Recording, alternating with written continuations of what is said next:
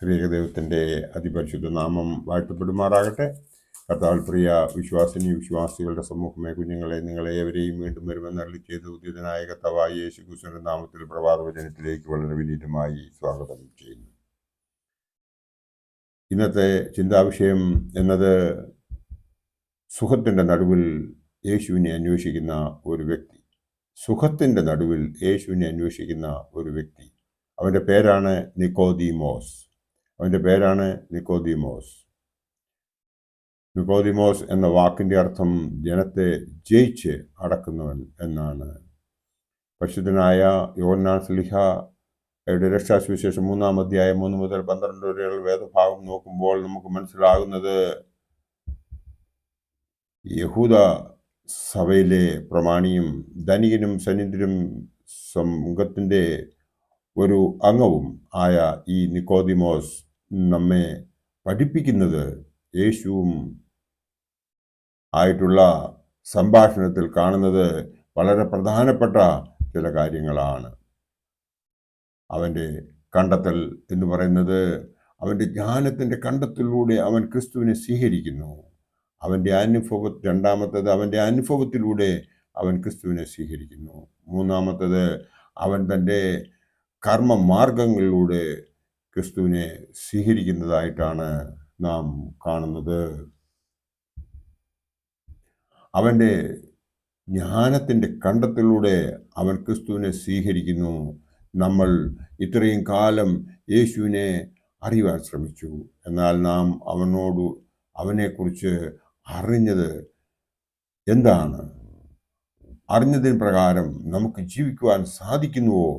അവനെ സ്വീകരിക്കുവാൻ നമുക്ക് സാധിച്ചിട്ടുണ്ടോ? ഇതേവരെ നമ്മുടെ ഹൃദയത്തിൽ ആ പരിശുദ്ധാത്മാവിനെ നമുക്ക് ആവസിക്കുവാൻ സാധിച്ചോ എന്ന് നാം നമ്മോട് തന്നെ ചോദിക്കുക. രണ്ടാമത്തെ കാര്യം പറഞ്ഞത് അവൻ്റെ അനുഭവത്തിലൂടെ അവൻ ക്രിസ്തുവിനെ സ്വീകരിക്കുന്നു എന്നാണ്. നമ്മുടെ അനുഭവ തലത്തിലൂടെ അവനെ നമുക്ക് സ്വീകരിക്കുവാൻ സാധിച്ചോ എന്ന് നാം നമ്മോട് തന്നെ ചോദിക്കുകയാണ് ഈ അവസരത്തിൽ വേണ്ടത്. നിക്കോദീമോസ് യേശുവിനെ മനസ്സിലാക്കി സ്വീകരിച്ചതുപോലെ നമുക്ക് സാധിക്കുമോ? മൂന്നാമത്തെ കാര്യം എന്ന് പറയുന്നത് അവൻ തൻ്റെ കർമ്മമാർഗത്തിലൂടെ അവൻ യേശുവിനെ സ്വീകരിച്ചതായി നാം ഇവിടെ കാണുന്നു. നമ്മുടെ അറിവിലൂടെ, ജ്ഞാനത്തിലൂടെ, അനുഭവ തലത്തിലൂടെ നാം ക്രിസ്തുവിനെ അറിഞ്ഞിട്ടും നമ്മുടെ കർമ്മത്തിലൂടെ നാം അവനെ പ്രകടമാക്കുന്നുണ്ടോ? നാം അവനെ അങ്ങനെ സ്വീകരിക്കുന്നില്ല എങ്കിൽ നാം ക്രിസ്ത്യാനികളാണെന്ന് പറഞ്ഞു നടക്കുന്നതിൽ എന്തെങ്കിലും അർത്ഥമുണ്ടോ? മറ്റുള്ളവരെ കാണിക്കുന്നതിന് വേണ്ടിയിട്ട് നമ്മൾ വിശുദ്ധ കുർബാന അനുഭവിക്കുകയും തയ്യാറെടുപ്പില്ലാതെ വിശുദ്ധ കുർബാന അനുഭവിക്കുകയും അതോടൊപ്പം തന്നെ ഈ നിക്കോദീമോസിൻ്റെ ആദ്യത്തെ ജീവിതം പോലെ സന്നിന്ദ്രിയം, അതായത് നമ്മുടെ സഭയിലെ എല്ലാ കാര്യങ്ങളിലും വളരെ ആക്റ്റീവായിട്ട് പ്രവർത്തിക്കുകയും, എന്നാൽ നമ്മൾ വിശ്വാസമില്ലാതെ നമ്മുടെ പ്രശസ്തിക്ക് വേണ്ടി നാം അങ്ങനെ പ്രവർത്തിക്കുന്നുവെങ്കിൽ നമുക്ക് അതുകൊണ്ട് എന്ത് പ്രയോജനമുണ്ടാകുമെന്ന് നാം നമ്മോട് തന്നെ ചോദിക്കേണ്ട ഒരു സമയം വരുന്നു. കാരണം നാം ഓരോരുത്തരും മനസ്സിലാക്കുന്നത് സമുദായത്തിൽ എനിക്ക് ഒരു നിലയും വിലയും ഉണ്ടെങ്കിൽ ഞാൻ വളരെ പ്രശസ്തനാകുമെന്നാണ്. എന്നാൽ കർത്താവിൽ പ്രിയ വിശ്വാസികളുടെ സമൂഹമേ, നിങ്ങളോട് എനിക്ക് പറയുവാനുള്ള ഒരേ ഒരു കാര്യമെന്ന് പറയുന്നത്, നിങ്ങൾ പ്രശസ്തനാകേണ്ടത് നിങ്ങൾ ദൈവത്തിൻ്റെ മുമ്പിലാണ്.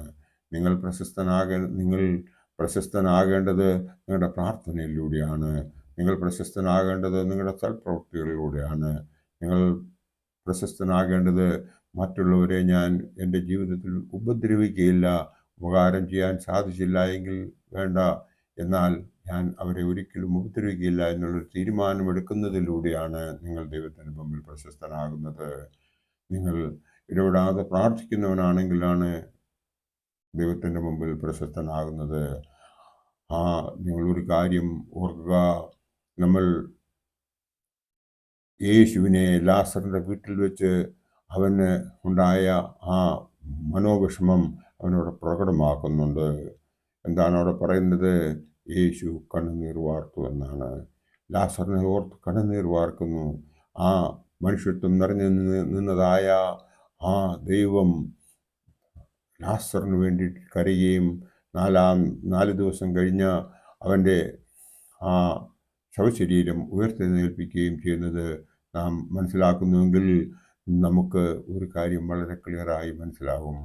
അവനെ നാം സ്നേഹിക്കുന്നുവെങ്കിൽ, അവനെ നാം സേവിക്കുന്നുവെങ്കിൽ, അവനെ നാം അനുസരിക്കുന്നുവെങ്കിൽ, അവൻ കാണിച്ചു തന്നതായ പാതയിലൂടെ നാം ജീവിക്കുന്നുവെങ്കിൽ, ആ ലാസറിനെ പോലെ നമുക്ക് വേണ്ടിയും അവൻ കണ്ണുനീർ വാർക്കും എന്നുള്ളതിന് യാതൊരു സംശയമില്ല.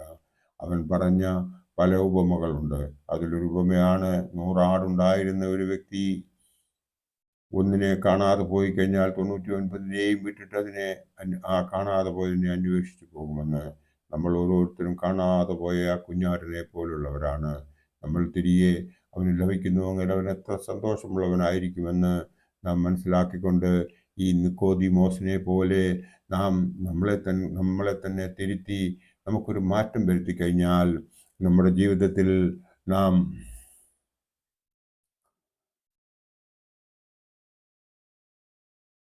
നല്ല ഒരു മാതൃക കാണിച്ച് ആ നിക്കോദീമോസിനെ പോലെ ജീവിക്കുവാൻ നമുക്ക് സാധിക്കുന്നുവെങ്കിൽ ബാക്കിയുള്ള ജീവിതം നമുക്ക് ഈ ലോക ജീവിതത്തിൽ സഫലമാക്കി ജീവിക്കുവാൻ സാധിക്കുമെന്ന് മാത്രം ഓർപ്പിച്ചുകൊണ്ട് ഞാൻ എൻ്റെ വാക്കുകളെ ഇവിടെ ഉപസംഹരിക്കട്ടെ. ദൈവം നമ്മളെ എല്ലാവരെയും അനുഗ്രഹിക്കട്ടെ. നന്ദി, നമസ്കാരം.